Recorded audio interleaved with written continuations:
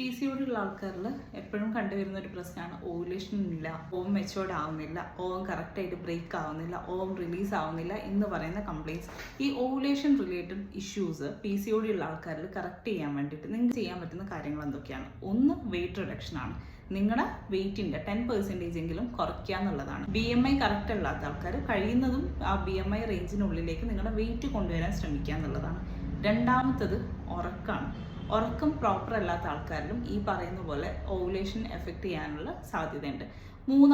മൂന്നാമത്തത് ആൻഡ്രോജൻ, പുരുഷ ഹോർമോൺ കൂടുതലുള്ള ആൾക്കാർക്ക് ഈ പറയുന്ന ടെസ്റ്റോസ്റ്റിറോണിൻ്റെ അളവ് കുറയ്ക്കാൻ വേണ്ടിയിട്ട് സീഡ് സൈക്ലിംഗ് ചെയ്യാം, അതുപോലെ തന്നെ എക്സസൈസ് റെഗുലറായിട്ട് ചെയ്യാം. ഇത് രണ്ടും നിങ്ങളുടെ ശരീരത്തിലുള്ള പുരുഷ ഹോർമോണിനെ കുറയ്ക്കാൻ വേണ്ടി സഹായിക്കും.